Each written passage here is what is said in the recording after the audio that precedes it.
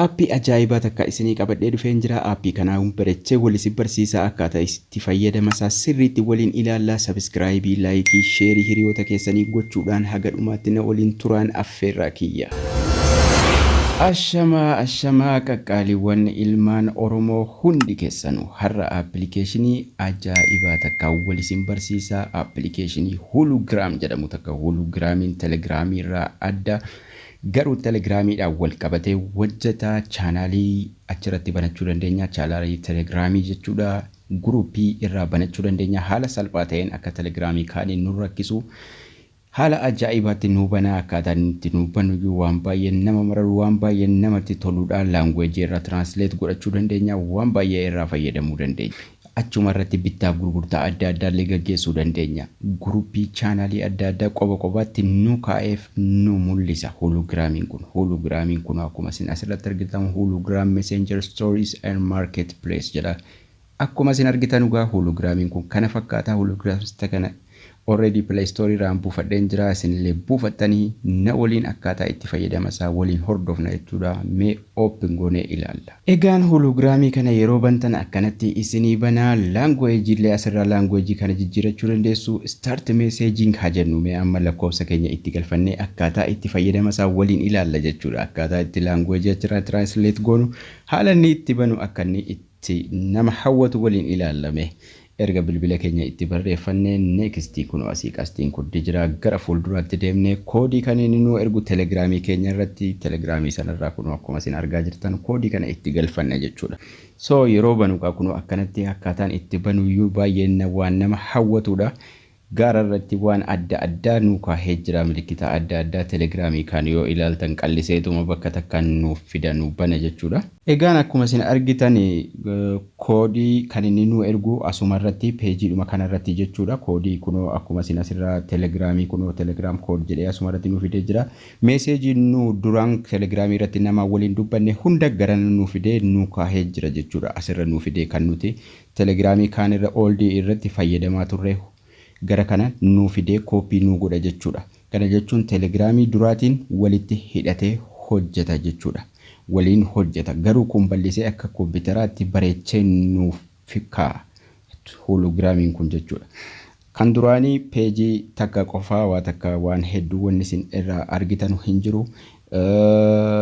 Chaanaalii banachuudhaan illee xiqqoo rakkisaadha. Kun akkuma isin argitan haala kanaan telegiraam jedhee gubbaa irratti akkuma kanaan peejii tokko qofa gadi nu kaa'a jechuudha. Kan garuu baay'ee bal'isee haala nama hawwatu nuuf kaa'a. Akkuma isin asirratti argaa jirtanu kana jechuudha. Mee itti fayyadamasaa haala kamiin akka fayyadamnu waliin haa ilaallu. Akkuma isin argitanu ol kan jedhu kan egaa meeseejii hiriyoota keenya walii balleessaa turre. Kan ittaanu kun kan peejii adda addaa notifiikeeshinii nu galee jiru, meeseejii nu galee jiru. Peejii adda addaa fooloo goone kun hiriyoota keenya onlaayinii kan jiran kan jirrellee wal makaa hiriyoota keenyaati. Kan ittaanu guruupiin ni jira. Guruupiin nu fooloo godhaa jiru jechuudha. Guruupii adda addaa achi ittaanee notifiikeeshiniin peejii adda addaa nu seenu waan adda addaa kun ni jira. Meeseejiin fi notifiikeeshiniin nu seenu ni jira. Yeroo ittaattan welcome to Hulugraam start gochuudha. Qalama tuqee eegaluun jira. Asitti bakka qalama kanarra tuquudhaan eegaluu dandeenya. Sanaan booda secret chat jira. Qollofnee doskaadhaan namaan dubbachuudha jechuudha. Qolfiitti goone kun immoo kan dhumaa kun kan nuti istaarii namaa kennine jechuudha. Istaarii namaa goone jechuudha. Gammee haala kamiin akka guruupii eessaa akka banannu waliin ilaalla. Qalaa sadaas jiru kana yeroo tuqne jechuudha. Kireet kan jedhu bakki jedhu kun ni jira. Kireetii kanarra yeroo gadi tuqne jechuudha. Qastiisa gadi bannee niiw guruupii asii kireet goonaan niiw secret chaatii dhoskaa ta'e asii qolloftee fayyadamuu dandeenya. Nama feeniin dhoskuudhaan jechuudha. Niiw chaanaaliin ni jira. Chaanaalii asirraa banarraa shooppiin ni jira. Waayee shooppingii asirraa fayyadamuu dandeenya. Niiw chaanaal kan jedhu kana tuquudhaan yookaan niiw guruupii kan jedhu tuquudhaan chaanaalii banannaa. Amma niiw chaanaalii banachuudha jechuudha. Callisee Abdul App haa jedhu. Descriptionii irratti illee akkasuma like barnoota YouTube yookaan barnoota applicationii haa jedhu. Barnoota applicationii ergan jedhee booda nextiin godha. Raayitii profaayilii kaawwachuu ni danda'a. Bakka kana yoon fedhe raayitiin itti godha. Publikii ta'uu qaba. Asii channel typing kun publikii godhanna jechuudha. Private yoo ta'e nu qofatu ilaala. public ta'uu qaba. Sanaan booda linkii itti galfanna jechuudha. Bakka permanent link jedhu kanarra tuqnee maqaa keenya itti galchina jechuudha. Maqaa linkii keenya nu ta'u Abdul App jedheen dhufee achitti haga isin sirriitti barreessitanutti haga yoo linkii sana namni biraa fayyadame diimaa isin jalaa godha. Kanaafuu mee Abdul App haa jedhu yoo sun ta'uu dide Abdul jedheen jijjiiraan qubee itti iidaa lakkoofsa fa'aa itti iidaa jechuudha. Haala kanaan sisirreeffata. Linkii sana sisirreessinee link haganni biluu nuu godhutti waan adda addaa itti barreessuudhaan sirrii godhanna jechuudha. Amma Abdul Appii gidduu masmara sana galchinaan Abdul App is available naan jedheera biluu naa godheera jechuudha. Sorry greenii naa godheera jechuudha. Kanaafuu amma linkiin kiyya kanaa jechuudha. Linkiin kan namaa share godhu waan adda addaa share gochuudha yeroo namni irra tuqee irra dhufuudha jechuudha. Sanaan booda raayitii gubbaa gaaraa itti goona jechuudha. Salphaatti nama share gochuu dandeenya YouTube jala kaawwachuu dandeenya jechuudha. Description keenya jala asii public gooneerra sanaan booda raayitii itti goona. Amma add subscription nuun jedha. Subscription memberii hin qabnu. Kanaafuu subscribe nama as keessaa filannee jechuudha. Hiriyoota keenya ka barbaanne irra tuquudhaan akka jarri seenanii groupii keenya yookaan channelii keenya family taahanu nama gafeene select goonee goojannaan jechuudha. Haala kanaan amma nuu banamee jira. Kunoo asirra nuu banamee jira. Share yoo linkii isaa fayyadamuu barbaanne jechuudha. Nama yookaan description jala kaa'uudhaaf tuqaan sadan sun gubbaarra ni jira. Tuqaa sana tuquudhaan yeroo achirra tuqne share nuu baasa. Share ka jedhu. Share sanarra yeroo tuqne salphaatti gadi deemnee copy linkii barbaadanna. Copy link kunoo copy to clipboard. Copy goonee geessinee nama erguu dandeenya deemnee paste goonee jechuudha. Haala kanaan haala salphaa ta'een nama share gochuu dandeenya. Groupii asirratti page akkasii kana banattanii haala barbaadanii fayyadamuu dandeessu. Translate language gochuudhaaf egaa nama feetan sanarra tuqxu. Nama ittiin dubbataa jiru sanarra deemnee jechuudha afaan beenetti translate gochuu dandeenya. Tuqaa sadan sanarra tuqna. Tuqaa sadan sanarra erga tuqnee booda translation setting tuqna. Enable translation on goona.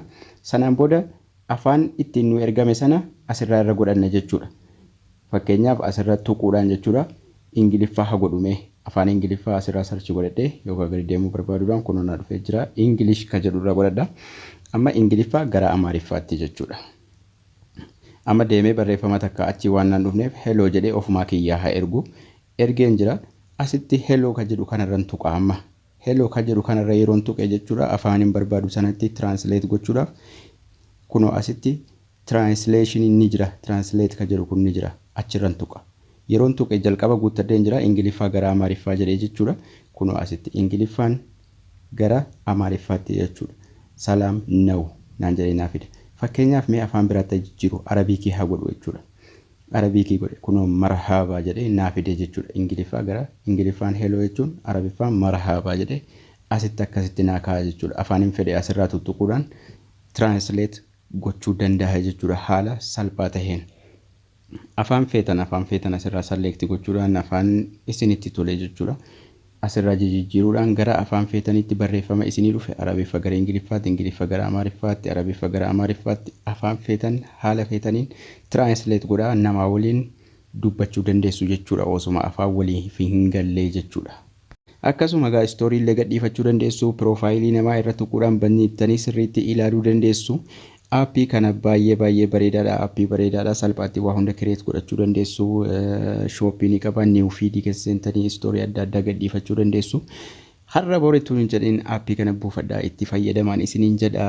Barnoonni keenya har'aallee kana fakkaata ture. Haga barnoota itti aanu walitti deebinutti nagaan tura turtii gaarii.